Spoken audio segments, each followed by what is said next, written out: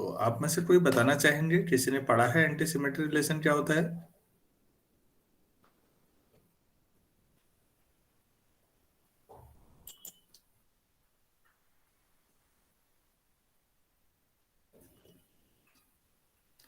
If A related to B and B related to A, तो फिर इसका यही मतलब है कि ए और बी बराबर हो।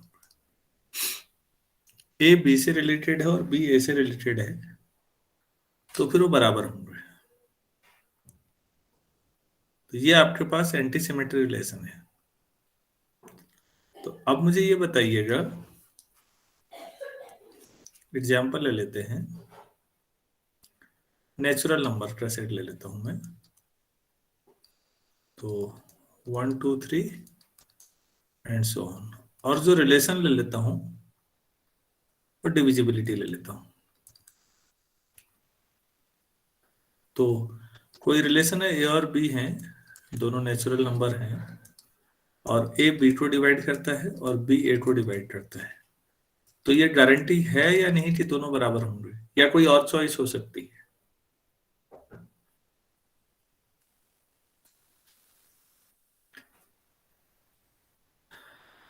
कोई नेचुरल नंबर सोचिए बच्चों, 1 2 3 4 and so on. A B को डिवाइड कर रहा है और बी ए को।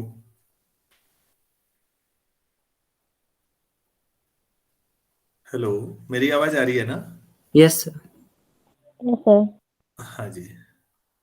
संजना, आप बताना चाहेंगे?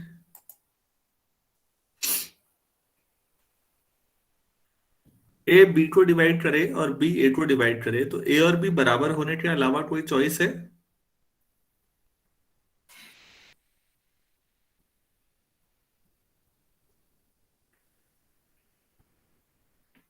नेचुरल नंबर में ही सोचना है।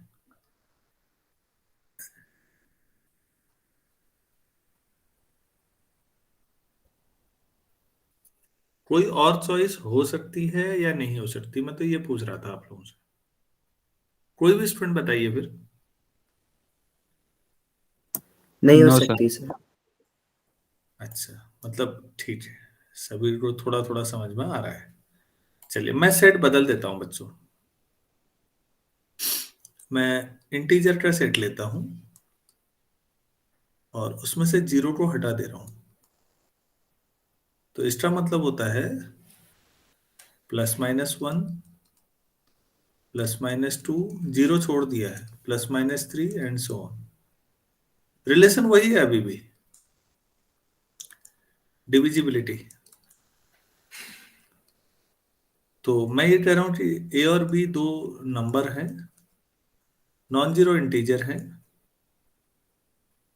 इसका मतलब होता है जेड इंटीजर में से 0 हटा रखा है, तो हटाने के लिए ऐसे तिरछा स्लैश लगाते हैं और इस तरह से लिखते हैं। तो अब अगर ए बी को डिवाइड करता है और बी भी ए को डिवाइड करता है, तो ए और बी का बराबर होना जरूरी है या नहीं है?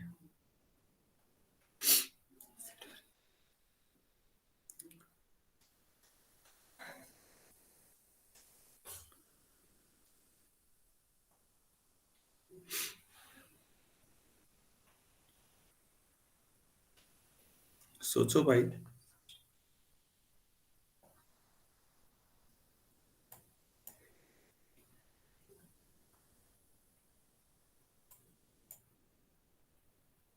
नहीं है सर। कोई एग्जाम्पल? सर +1 और -1। हाँ, कोई भी ले लो। 2 डिवाइड्स -2, ये सही है। और -2 डिवाइड्स 2, ये भी सही है। तो क्या आप 2 = -2 लिख देंगे इस आधार पे? No sir. तो एंटी सिमेट्री रिलेशन कब होता है, ध्यान दीजिएगा। कोई रिलेशन एंटी सिमेट्रिक है, मतलब ऊपर वाले में एंटी सिमेट्री थी। आपने कहा ए बी से रिलेटेड है और बी ए से, तो फिर दोनों बराबर होने चाहिए, ध्यान से देखिएगा। ए और बी दोनों एक दूसरे से रिलेटेड तभी हो सकते हैं जब दोनों बराबर हो, मतलब दोनों डिफरेंट होने पर हो ही नहीं सकते, तब हुआ हुआ एंटी सिमेट्रिक। तो बच्चों नेचुरल नंबर के सेट में डिविजिबिलिटी एंटी सिमेट्रिक रिलेशन है या नहीं है? नेचुरल नंबर में है सर। है। बहुत बढ़िया। अच्छा बच्चों ये बताइए, इंटीजर के सेट में, ये नॉन जीरो इंटीजर है, इस सेट में डिविजिबिलिटी एंटी सिमेट्रिक रिलेशन है या नहीं है? नहीं है सर। नहीं है, एंटी सिमेट्रिक नहीं है। क्या डिविजिबिलिटी सिमेट्रिक है यहां पर?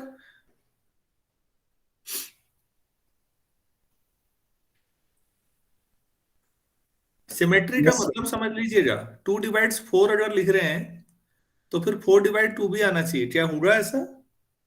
No sir. नहीं होगा। तो बच्चों यहां पर ध्यान दीजिएगा, नॉन जीरो इंटीजर के सेट में डिविजिबिलिटी का जो रिलेशन है, it is neither symmetric nor anti symmetric.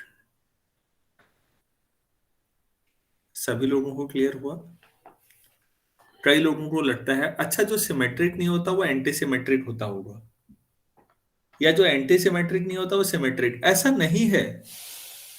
ये भी पॉसिबल है कि रिलेशन में B neither symmetric nor anti symmetric. क्या मैं सभी को समझा पाया या कंफ्यूज कर रहा हूं ज्यादा? नहीं सर, समझ आ गया। आ गया। तो नॉन जीरो इंटीजर्स में आप देखेंगे तो डिवाइड करने वाला जो रिलेशन है वो ना तो सिमेट्रिक हुआ और ना ही एंटी सिमेट्रिक हुआ। तो प्लीज, जो सिमेट्रिक नहीं होता वो एंटी सिमेट्रिक होता है, या जो एंटी सिमेट्रिक नहीं होता वो सिमेट्रिक होता है, ये लाइन यूज मत करिएगा। ऐसा भी होता है कि ना तो सिमेट्रिक हो और ना ही एंटी सिमेट्रिक हो। चलिए हम आगे बढ़ते हैं। थोड़ा सा एक दूसरा एग्जांपल दे रहा हूं आप लोगों को एंटी सिमेट्रिक में ही, और ये है एक सेट है और एक पावर सेट है। तो आप लोग बता सकते हैं पावर सेट का मतलब क्या होता है? ए के जितने सबसेट हो सकते हैं वो सब होंगे। ए में अगर एन एलिमेंट हो तो पावर सेट में कितने एलिमेंट होंगे बच्चों? Sir 2 to the power n। Very good, 2 to the power n, वो पावर सेट हुआ। पावर सेट में आप ध्यान दीजिएगा, मैं दो एलिमेंट ले रहा हूं एस और टी, और ये पावर सेट के एलिमेंट है। पावर सेट के एलिमेंट है मतलब ये ए के सबसेट हैं दोनों, क्योंकि पावर सेट में जो एलिमेंट होते हैं वो ए के सबसेट होते हैं ना। अब अगर मैं ये कह रहा हूं और मैं रिलेशन ही ये ले रहा हूं, रिलेशन क्या ले रहा हूं?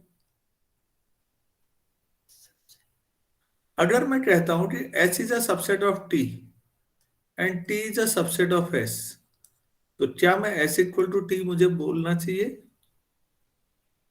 Yes sir. हाँ। तो बच्चों जो सबसेट होने का रिलेशन है वो कैसा रिलेशन होता है? Sir anti symmetric. हाँ, वो एंटी सिमेट्रिक रिलेशन है। दो रिलेशन आप लोग ऐसे समझिएगा, सब एंटी सिमेट्रिक के मैंने दो एग्जांपल दे दिए। एक नेचुरल नंबर में डिविजिबिलिटी, दूसरा पावर सेट में सबसेट वाला रिलेशन। दो रिलेशन हो गए। और नॉन जीरो इंटीजर्स में एक रिलेशन बताया जो ना तो सिमेट्रिक था और ना ही एंटी सिमेट्रिक था। तो इस तरह से मुझे लगता है अब एंटी सिमेट्रिक क्लियर हो गया होगा। एंटी सिमेट्रिक का मतलब, मैं फिर दोबारा आपको इतना सब समझाने के बाद, ए बी से रिलेटेड है और बी ए से, तो ए और बी बराबर होने चाहिए, यही एंटी सिमेट्रिक है। अब यहां से, हाँ जी, हेलो, कोई स्टूडेंट कुछ कहना चाह रहे हैं? कोई नहीं, चलिए ठीक है।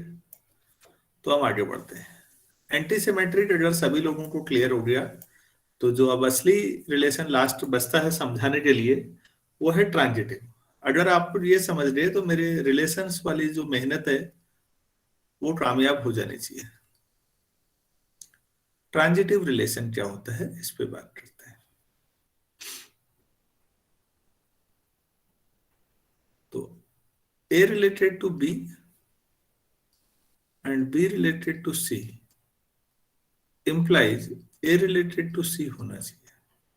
इसी बात को कई किताबों में ऐसे लिखा होता है, if A comma B belongs to R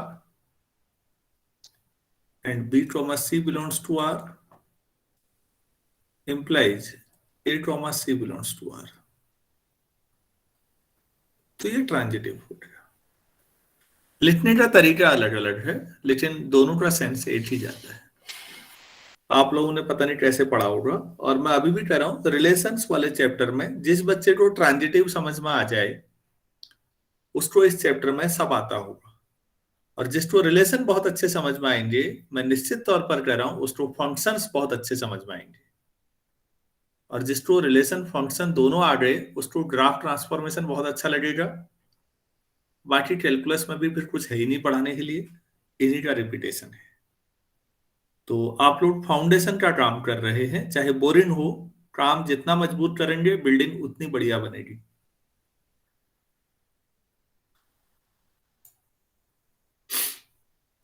तो ए 8 सेट है, रिलेशन लेते हैं 1 2 3। रिलेशन के लिए हम लोगों ने पढ़ा है, अरे यार यहीं पर ले लेते हैं कि पहले कार्टेशियन प्रोडक्ट बनाइए। तो हम लोग बना लेते हैं 1 1, हमने कई बार लिख दिया ऐसा, 1 1 1 2 1 3 2 1 2 2 2 3 3 1 3 2 3 3। ये आपके पास रिलेशन है, ये कार्टेशियन प्रोडक्ट आ गया। अब इसका कोई भी आप सबसेट ले लीजिए, वो रिलेशन होता है। चलिए फिर अगर ऐसा है तो एक रिलेशन में लेता हूं। देखिए प्लीज, मैंने 1 2 ले लिया और 2 3 ले लिया और 1 3 ले लिया। तो आप लोग बताइए कि ये रिलेशन है या नहीं है।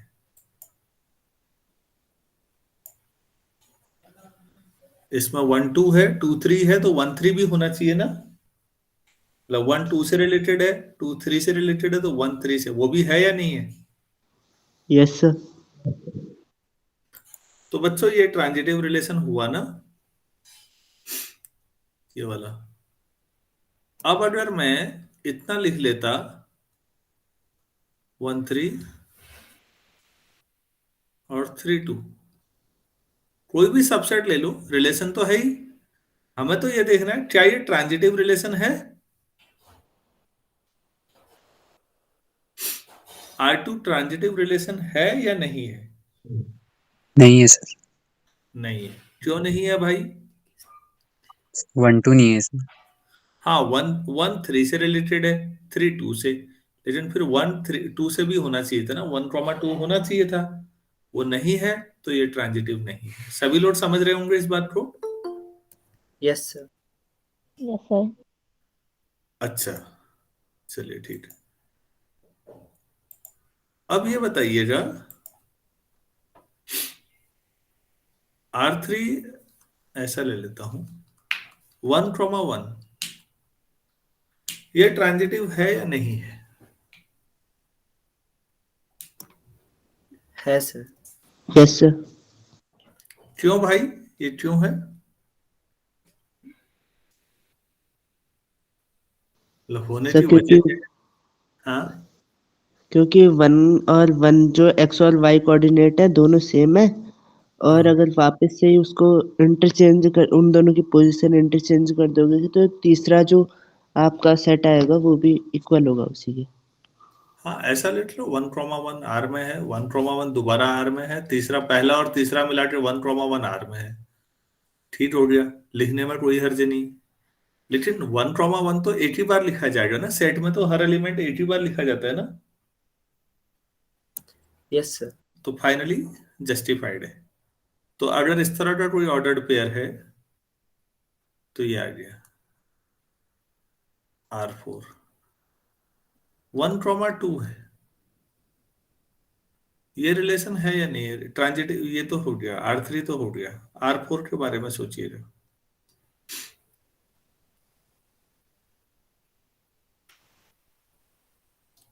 R4 ट्रांजिटिव है या नहीं है? आराम से सोच के बताइए।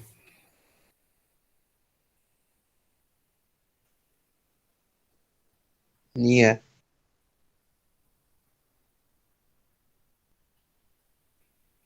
हम्म।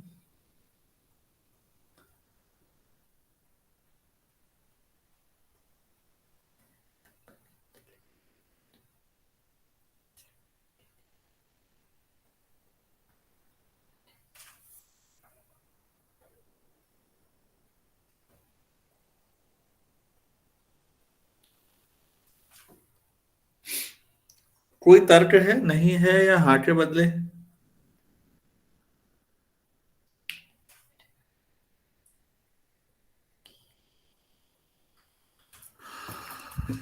ये ट्रांजिटिव है। बच्चों ध्यान से समझिएगा, कोई रिलेशन ट्रांजिटिव कब नहीं होता, पहले इसको ध्यान से समझिए। अगर आप ये कहते हैं कि A, B R में है और B, C भी R में है, लेकिन A, C R में नहीं है, तो तब आप कहते हैं कि दिस इज नॉट ट्रांजिटिव ना? क्यों भाई, सभी लोग सहमत हैं इस बात पे? यस ए बी से रिलेटेड है, बी सी से। इतना होने के बाद, मैं फिर कह रहा हूं, इतना होने के बाद अगर ए सी से रिलेटेड नहीं हुआ तब ट्रांजिटिव नहीं है। ठीक, सवाल मेरा है, क्या इतना हुआ यहां पर?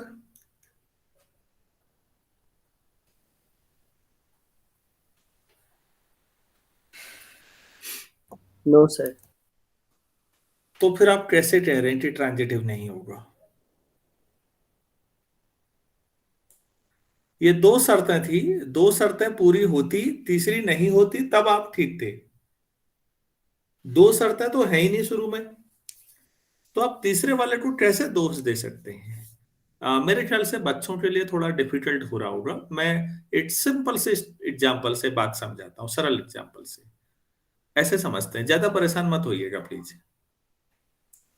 कुछ एक सामान्य सा उदाहरण लेते हैं। जैसे तीन दोस्त हैं, तीनों ने सोचा यार ऐसा करते हैं, एक पिक्चर देखने जाते हैं हॉल में। आपको याद रहेगा बच्चों, समझिएगा। पहले दोस्त ने कहा यार ऐसा करेंगे, हमारे घर से पिक्चर हॉल तक जाने में जो खर्चा आता है ऑटो का, आने जाने का, वो मैं दे दूंगा। ऑटो से चले जाएंगे, टेम्पो से, ठीक है, कोई दिक्कत नहीं है। अब दूसरे ने कहा कि टिकट वहां पर मैं खरीदूंगा। ठीक हो गया भाई। तीसरे ने कहा यार ठीक है, जब इंटरवल होगा तो जो खाने का होगा ना, स्नैक्स, कुछ भी हल्का फुल्का जो खाएंगे, वो मैं करूंगा। मान लेते हैं तीनों दोस्तों में आपस में समझौता हो। तो अगर बच्चों पहला वाला पूरा किराया दे रहा है, ले जा रहा है, दूसरे ने भी टिकट खरीदा, फिल्म देखी आधी, इंटरवल के बाद तीसरा नहीं खिला रहा है, तो आप तीसरे से कह सकते हैं ना कि यार ये गलत बात है। हेलो? यस अरे सर। भाई, इसमें तो Yes, क्या समझना है यार, इसमें तो हाँ ना बोल दो फटाफट।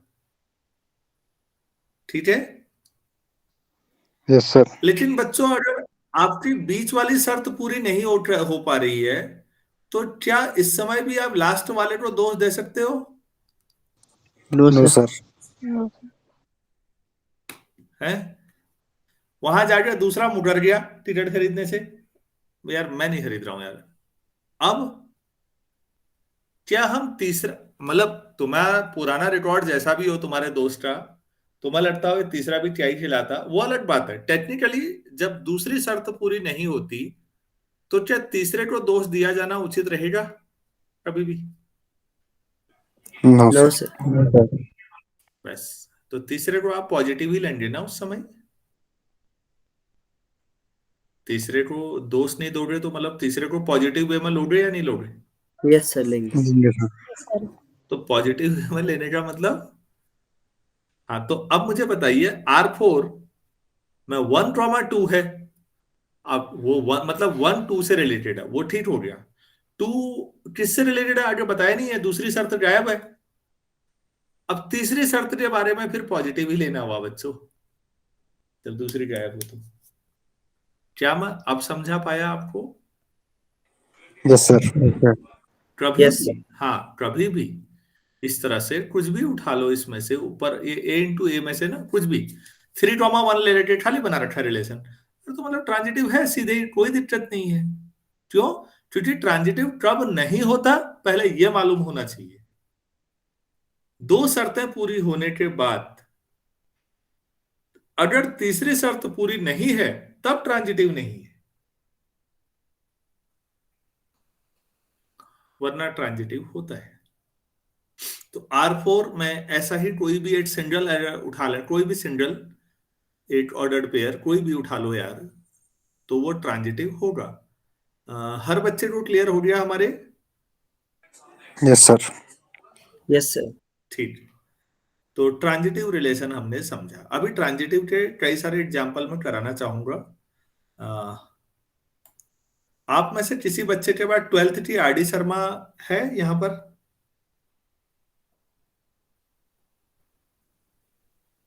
एक्चुअली मेरे पास यहाँ नहीं है ना, कॉलेज में है, अभी घर पे नहीं है, इसलिए पूछ रहा हूँ। मुझे क्वेश्चन कराने थे कुछ। नहीं है? No sir. कोई बात नहीं, चलो कोई दिक्कत नहीं, हम सोचेंगे और करेंगे।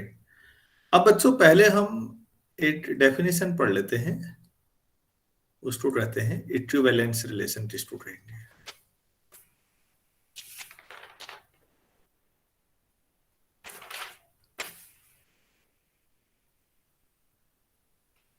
अगर कोई रिलेशन रिफ्लेक्सिव हो, साथ में सिमेट्रिक हो और साथ में ट्रांजिटिव हो, तीनों प्रॉपर्टी होल्ड करता हो, तो फिर उन तीनों को कंबाइंड नाम दे दिया बच्चों इक्विवेलेंस रिलेशन। इक्विवेलेंस रिलेशन में रिफ्लेक्सिविटी भी होनी चाहिए, सिमेट्री भी होनी चाहिए और ट्रांजिटिविटी भी होनी चाहिए। ठीक है, मैंने आपसे कहा है, मैं आपको बताऊंगा भी, आज हो गया टाइम आज, नहीं तो नेक्स्ट लेक्चर में, कि भाई पार्टीशनिंग कैसे होती है। जो ही इक्विवेलेंस रिलेशन होगा, इसका जो वास्तविक उद्देश्य है वो किसी बड़े सेट की पार्टीशन करना। पार्टीशन मतलब छोटे छोटे डिसजॉइंट सबसेट में बांटना, और मैथमेटिक्स में ये एकमात्र तरीका है।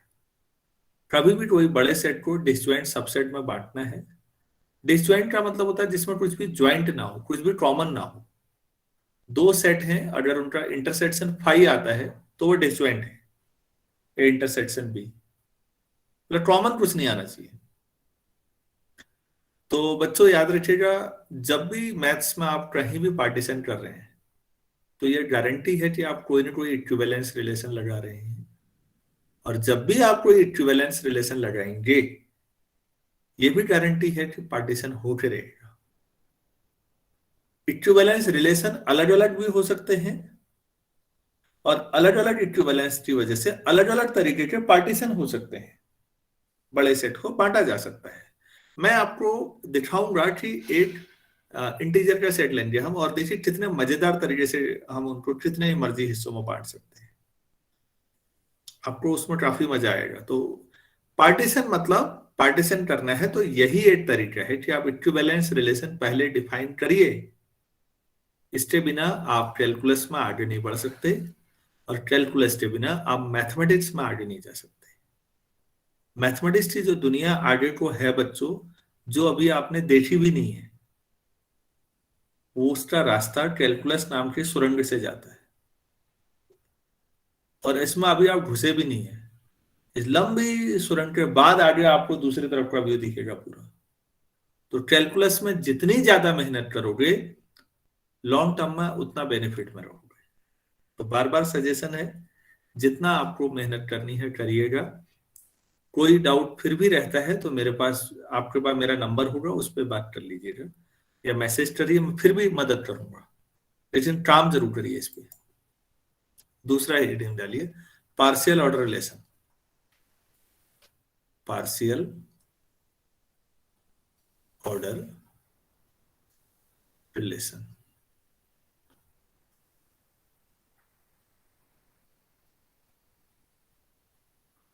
तो हम इसका यूज यहां पर अभी नहीं करेंगे। आप लोग फ्यूचर में मैथमेटिक्स में जो लोग ग्रेजुएशन या पीजी करें, तो वो लोग वहां डिस्क्रीट मैथमेटिक्स पढ़ेंगे, वहां पर इसका खूब यूज करेंगे। तो ये रिफ्लेक्सिव, बस यहां पर आपके लिए मालूम होना ही काफी है, एंटीसिमेट्रिक और ट्रांजिटिव। केवल कहां पर अंतर आया, सिमेट्री और एंटीसिमेट्री, इन तीनों को मिला के जो रिलेशन बनता है वो पार्शियल ऑर्डर रिलेशन होता है। और पार्शियल ऑर्डर रिलेशन के भी बहुत सारे एप्लीकेशन हैं। कभी फ्यूचर में, मैंने कहा मैथमेटिक्स वाली लाइन में आएंगे आप लोग, तब आप लोगों को ये पढ़ाएंगे हम। तो ये अब हमारा सिलेबस हो गया, लेकिन मुझे ट्रांजिटिव पे काम कराना है। इससे पहले किसी बच्चे को कुछ बोलना है या कहना है तो बोलिएगा।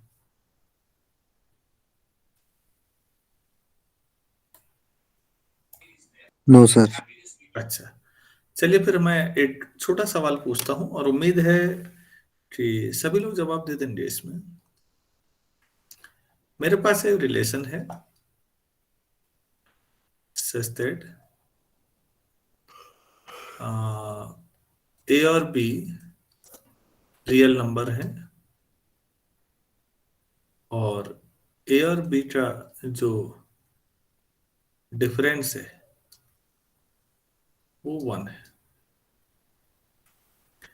मतलब ये हुआ कि हमने वो नंबर लिए जिनका जो अंतर है, जिनके बीच की दूरी 1 है, उनको ले रखा है। ऐसा ले लिया हमने। चलो, ये डिफरेंस है ना, ए और बी का मॉड, मॉड का मतलब ए और बी के बीच की दूरी, और वो कितनी है इनके बीच की दूरी, मैंने 1 ले ली।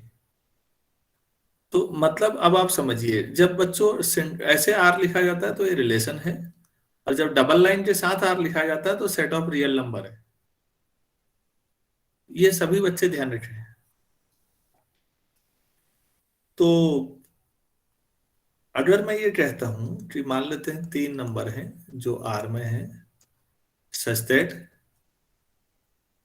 एक, सॉरी 3 नंबर ऐसे नहीं, ए बी आर में है, पहले ऐसे, तो ए माइनस बी मॉड 1 होगा।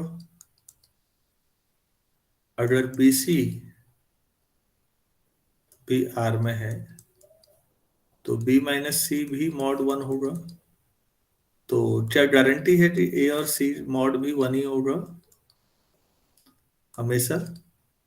अगर ऐसा होगा तो ए कॉमा सी भी आर में होगा, तब तो ट्रांजिटिव हो जाएगा। और अगर ऐसा नहीं होता है तो ट्रांजिटिव नहीं होगा। तो आप लोग बता सकते हैं।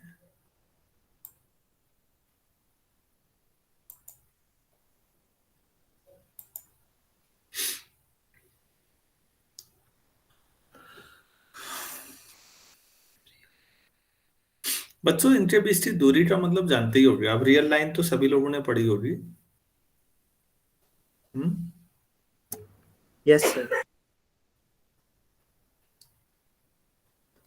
जैसे ए है और ये बी है, इनके बीच की दूरी 1 है। ए और सी के बीच की, ये भी 1 है, ये भी 1 है, तो ए और सी के बीच की दूरी कितनी हो जाएगी?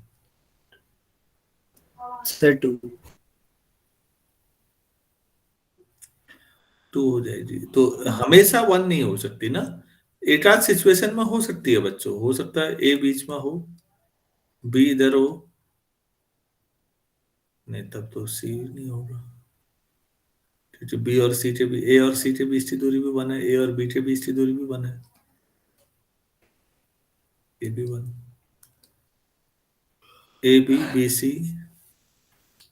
बी सी नहीं होगी। तो आप लोग समझ रहे होंगे, अच्छा ये 2 का तो बीच की दूरी आ गई लेकिन तीसरी नहीं आई। अगर 2 शर्तें पूरी हो रही हैं और तीसरी शर्त पूरी ना हो तो क्या ये ट्रांजिटिव हुआ? No sir. No sir. ठीक है, चलो 8 सवाल और बढ़ाते हैं इसको थोड़ा सा। ये मुझे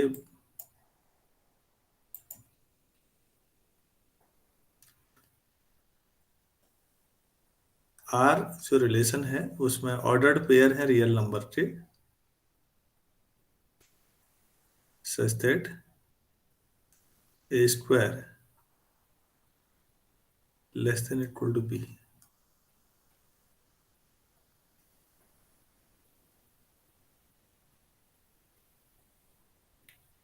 ये जो उल्टा था मेरे, ऐसा कर देते हैं A square greater than equal to B. Question ideally here test whether it is reflexive, symmetric or transitive.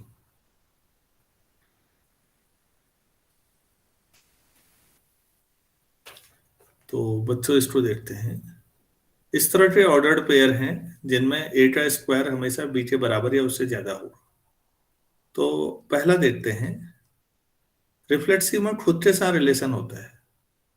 तो मैं ये पूछना चाह रहा हूं, ए कोई रियल नंबर है, ए स्क्वायर हमेशा ए के बराबर या उससे बड़ा लिखा जाएगा, फिर बी की जो भी ए डाल दो क्योंकि रिफ्लेक्सिव है ना खुद के साथ।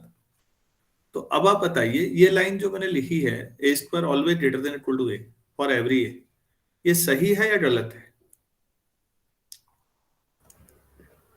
तो सही गलत है। है। सही है सर। सही है। अब कुछ लोग कह रहे हैं सही है, कुछ लोग कह रहे हैं गलत है, तो दोनों सही चीजें है बता सर। दें। हम्म सही वाले किस आधार पे कह रहे हैं या गलत वाले किस आधार पे कह रहे हैं भाई, कुछ तो बोलो। सर गलत वाला इसलिए कह रहा हूँ क्योंकि कोई भी नंबर अपने स्क्वायर के इक्वल हो नहीं सकता। नहीं, बड़ा या होता है बराबर?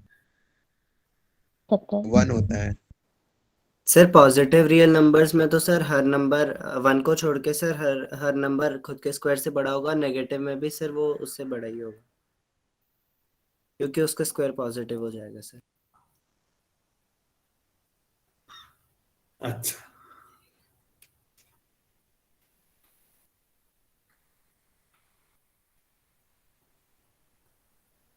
सर आपने तो कहा था ना, जहाँ पे एक्सेप्शन आ जाता है जिस केस में, वहां पे मतलब वो पूरी चीज ही रॉन्ग हो जाती है।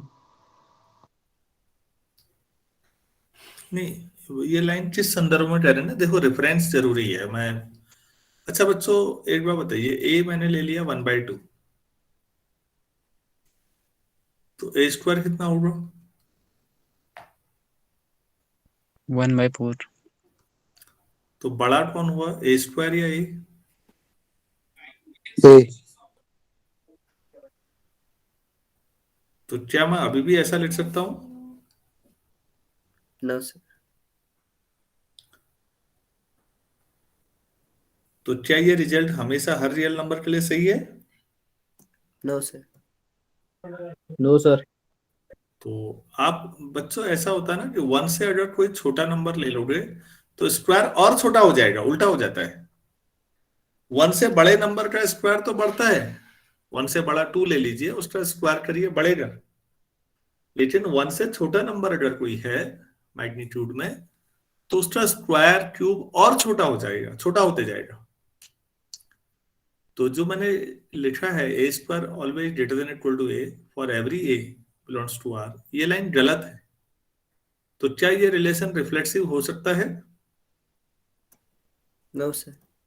नहीं हो सकता, क्योंकि आपके पास एक एग्जाम्पल मिल गया। बल्कि आप 1 से छोटा 1/2 ही जो 2/3, 1/3, 1/10 कुछ भी ले लो,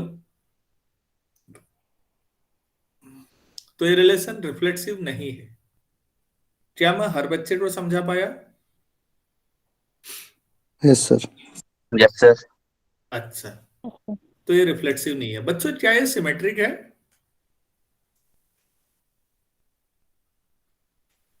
पिछली क्लास में वैसे मैंने बताया था लेस देन ग्रेटर देन वाले जो मामले हैं वो सिमेट्री का तो वैसे भी मतलब नहीं हुआ। सिमेट्री कैसे हो जाएगी लेस देन ग्रेटर देन में? अरे भाई ये चीज इससे छोटी है तो फिर दूसरी भी उससे छोटी, दोनों एक दूसरे से छोटी कैसे हो जाएंगी?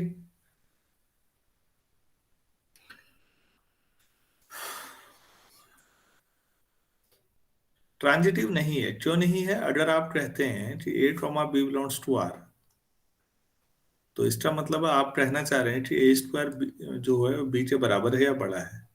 तो अब क्या आप ये भी कहना चाहेंगे कि B comma A belongs to R होगा? तो ये तो गजब हो जाएगा फिर। नहीं, यहां पर क्या लिखना पड़ेगा फिर? B square greater than equal to A लिखना पड़ेगा। अभी आप लिख रहे थे A square greater than equal to B, तो दूसरी लाइन पॉसिबल है क्या? No sir.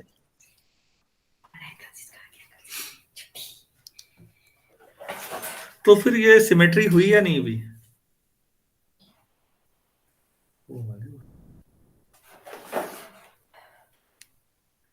Less than greater than symmetric नहीं है। तो बच्चों मैंने रिफ्लेक्सिव और सिमेट्रिक पढ़ाने के लिए वैसे भी ये एग्जाम्पल दिया नहीं है।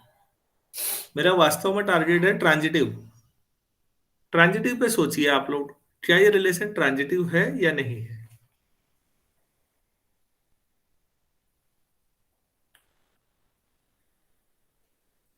और ध्यान में रखिएगा कोई रिलेशन ट्रांजिटिव कब नहीं होता है।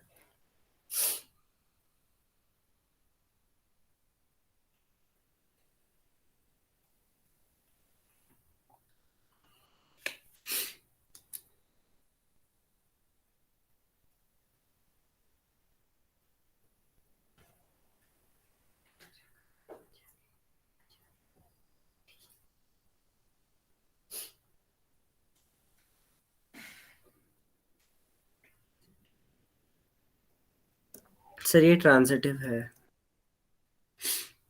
अच्छा ठीक। एक एग्जांपल मैं देता हूं। अब आप लोग देखिए प्लीज। अब बच्चों ये 12th क्लास में ना सिट स्मार्ट्स का क्वेश्चन आता है बोर्ड में, 6 नंबर का सवाल है। और अगर आप ये नहीं करते तो 6 नंबर का 8 सवाल जो नॉर्मली मिलता है वो प्रोबेबिलिटी में बेस थ्योरम का मिलता है। और बेस थ्योरम से सिट स्मार्ट्स का क्वेश्चन अटेम्प्ट करने के लिए ज्यादा मेहनत चाहिए। ये बहुत आसान चीजें हैं, ध्यान से समझिए। देखिए प्लीज। अच्छा मैं एक एग्जांपल ले रहा हूँ। 2,3 बिलोंग्स टू आर है। क्यों है? क्योंकि 2 square greater than equal to 3। ये सही है गलत है?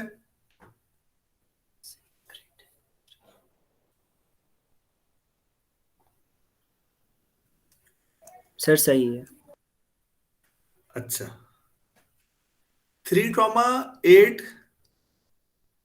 Belongs to R as 3 square greater than equal to 8। ये सही है गलत है? सही है। बट 2,8, अब 2 3 से रिलेटेड मैंने लिखा, 3 8 से, वो तो ठीक हो गया। क्या 2 8 से रिलेटेड है? No sir. चलिए।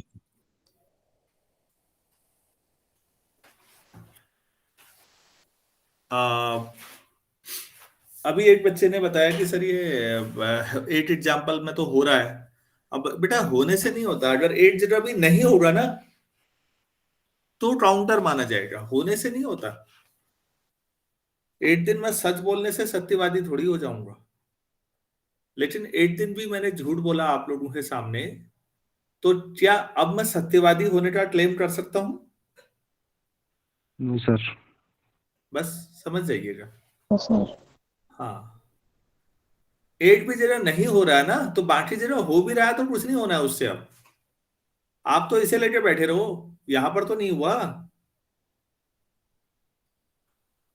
अच्छा अब एक बात बताओ यार, मैं 8 लेना जरूरी था? 8 की जगह मैं कुछ और ले सकता था।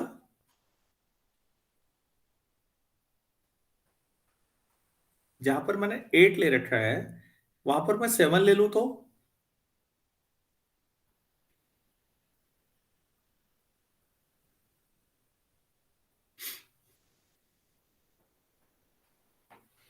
हम्म सेकेंड वाली ये भी सही है। पॉसिबल। अगर मैं 8 की जगह 7 लूं तो माना जाएगा या नहीं?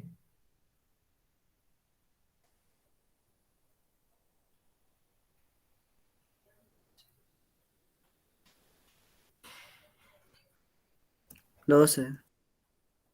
क्यों? थोड़ा सोचिए तो।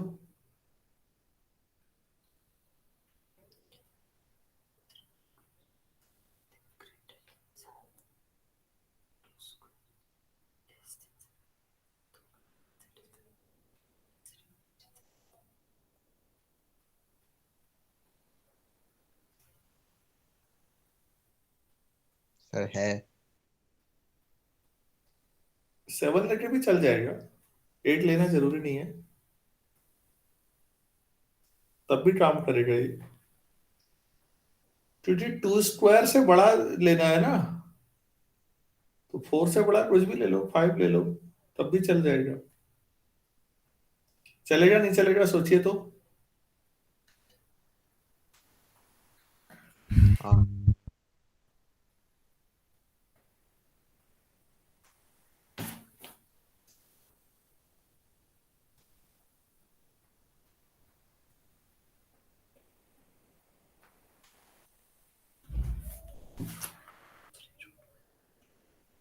कोई और एग्जाम्पल बताइए प्लीज। ये एग्जाम्पल नहीं माना जाएगा, ये तो मैंने बताया, आप लोग कोई, अब तो आपको आंसर भी पता है, एग्जाम्पल कोई दूसरा सोचना है, आप लोग बताइए।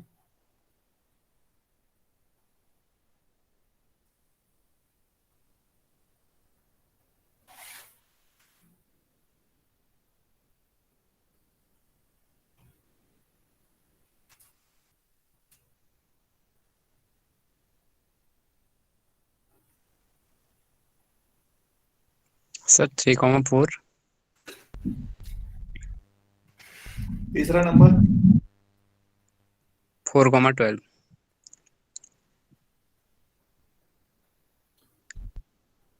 3 3 स्क्वायर 4 से बड़ा, हाँ 4 12 4 स्क्वायर 3 स्क्वायर, हाँ ठीक है, बढ़िया। कुछ और? सर 3, 5 और 6। हाँ मैं चाहता हूं बच्चों, आप हर कोई बच्चा कुछ नया सोचे।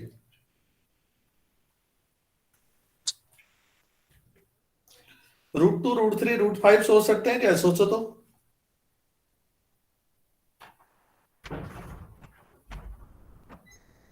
Yes sir.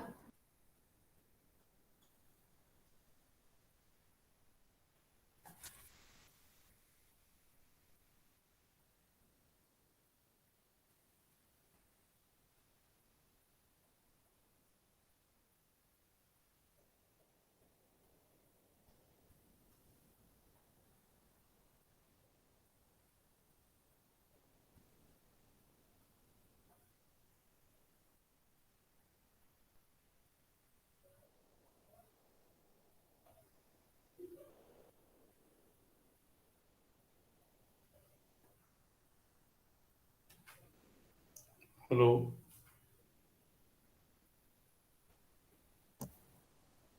सर √2 √3 √5 नहीं होंगे नहीं हो पाएगा?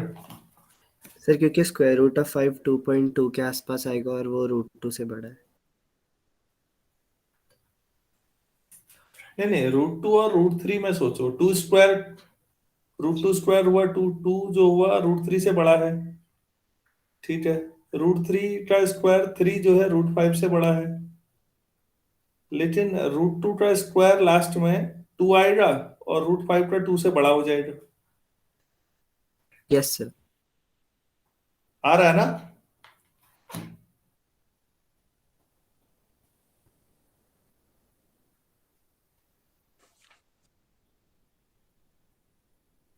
हेलो? Yes sir. मेरे ख्याल से तो आ रहा है।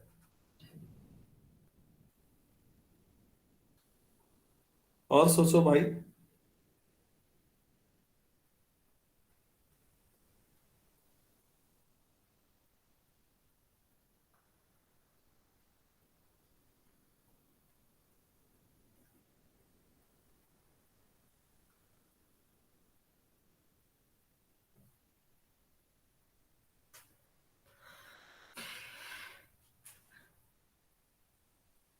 कोई और एग्जांपल? क्या हम माइनस प्लस में भी ले सकते हैं?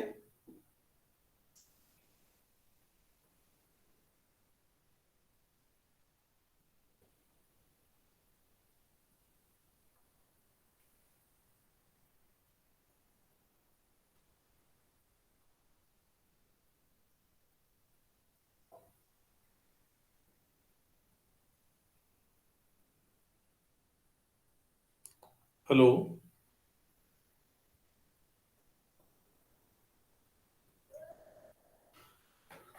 चलिए मैं एक सवाल को बदल देता हूं।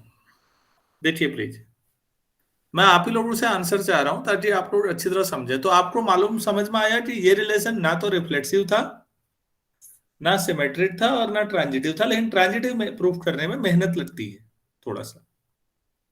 क्या ये हर बच्चे को क्लियर है? Yes sir. चलो यस बच्चों, सर। यहां पर थोड़ा सा बदल देते हैं। A cube greater than equal to B कर देते हैं। ऑब्वियसली अभी भी रिफ्लेक्सिव नहीं होगा। सिमेट्री तो लेस देन ग्रेटर देन में चांस ही नहीं है।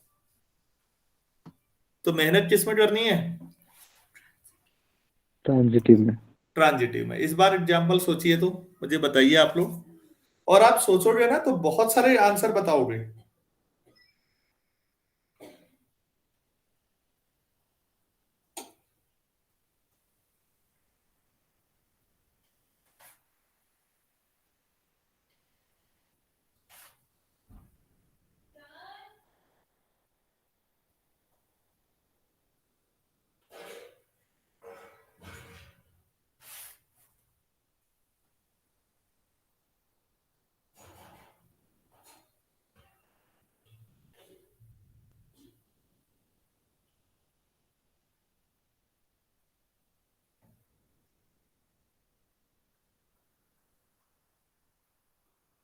सर 239।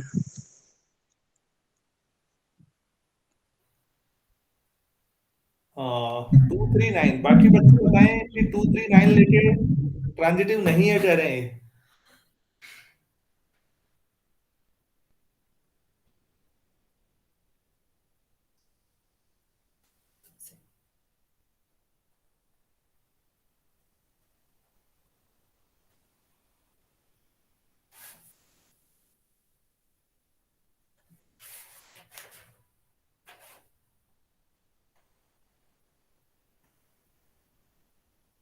सर 239 नहीं है ट्रांजिटिव।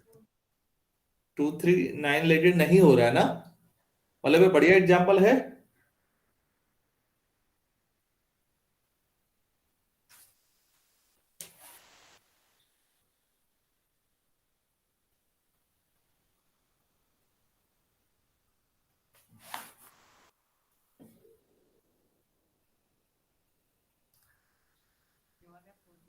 451 451।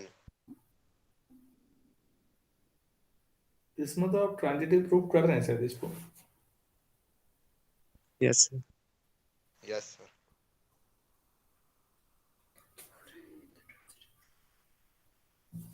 हम्म।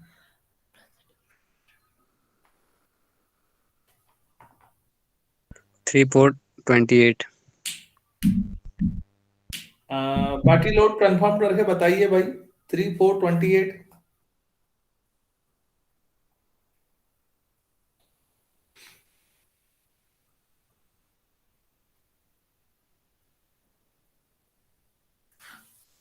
नहीं है सर ट्रांजिटिव। मतलब ये अच्छा एग्जाम्पल है या नहीं है, हम तो ये पूछ रहे हैं। ट्रांजिटिव तो ये रिलेशन होना ही नहीं है, वो तो हम भी समझिए। हम तो जो बंदा एग्जाम्पल दे रहा है उसको अप्रिसिएट कर रहे हैं। तो एग्जाम्पल अच्छा है या नहीं ये पूछ रहा हूँ भाई मैं तो। अच्छा एग्जाम्पल है सर। हाँ, कोई और देखते हैं, कोई और स्टूडेंट।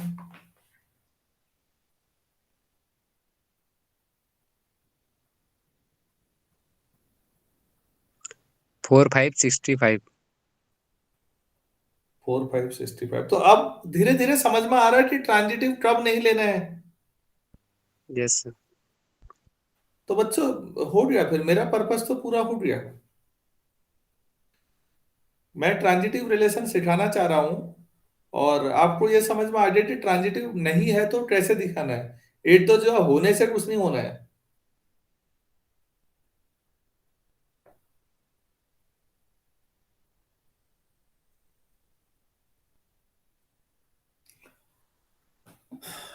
तो मेरे ख्याल से अभी इतना काफी है। आजकल चुनाव ड्यूटी की वजह से मैं इरेगुलर हूं। काफी दिक्कत हो रही है मुझे खुद, मैं नहीं पढ़ा पा रहा हूँ, तो मुझे अफसोस भी है इस बात का, क्या करें। और मैं फिर नेक्स्ट क्लास के बारे में उम्मीद करता हूँ कल शाम हम फिर पढ़ लेंगे, देखते हैं जितना पॉसिबल है बच्चों।